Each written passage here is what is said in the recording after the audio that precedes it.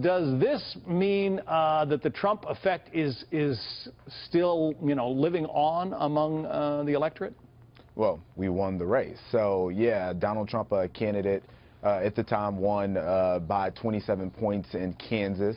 Ron Estes, a two-term treasurer, I think kind of dialed it in. I think he was particularly lazy by missing candidate forms. He didn't take it too seriously because he felt, hey, people already know me, and I think that was a mistake. So if there would have been pretty much a bit more help from the Democratic Party, it could have been maybe a different result. I kind of doubt it because it's an overwhelmingly Republican district. In addition to that, when you have an overwhelmingly Republican district, voters get very confident. They stay home. They don't think that you need their support because they know Republicans are going to win. Richard, do you see it differently?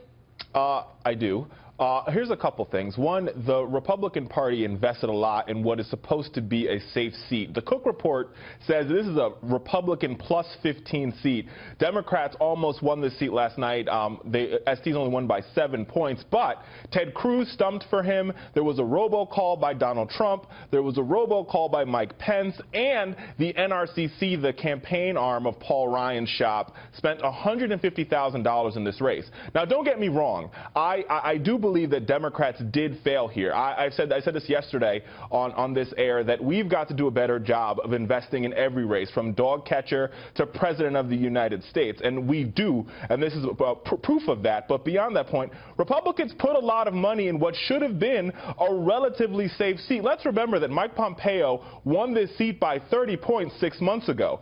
So to now come in for Democrats to make up 20-some-odd points in 6 months, that's remarkable. Well, Richard, let me stick with you for a minute, because one of the criticisms that's been leveled at the Democratic Party during the Obama era is that it has sort of failed to develop a bench of viable candidates. Some of the blame for that was laid at the feet of President Obama, but the number of Republican governors is up, the number of Republican-held legislatures is up.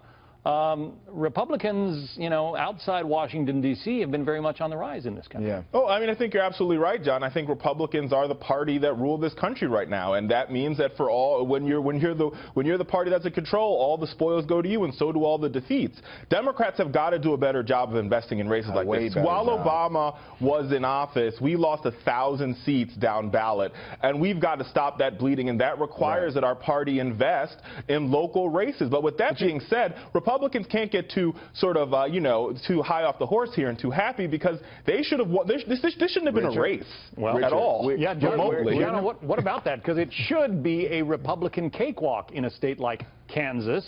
Not Arkansas, Kansas. Yeah, and Kansas. And you know what, for people like Richard, my friend Richard, to make this to be indicative of a national crisis for the party, I think is incorrect. And it's wrong on many levels. The only way that there's a problem with our ticket, or rather our elections moving forward, is if the Freedom Caucus gets involved, as they've, to me, become an obstructionist regime. And I got a special message for the Freedom Caucus.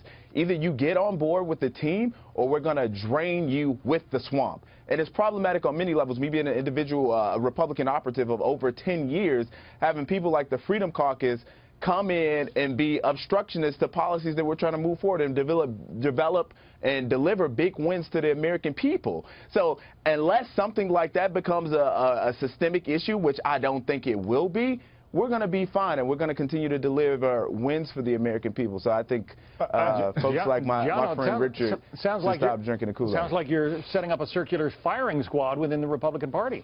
Well, truth be told, I am an individual who has been a Republican for 10 years. I've lost friends. Family has disowned me because I'm an African American. I drained blood, sweat, and tears into making sure Republicans win elections. Time and time again. Now we're in a place that we have the majority, we have the White House, we have both houses, and we're not going to capitulate to the demands of the Freedom Caucus. They need to get on board with the team, because they're putting us in a very bad light at this point, John. We'll see if they're listening.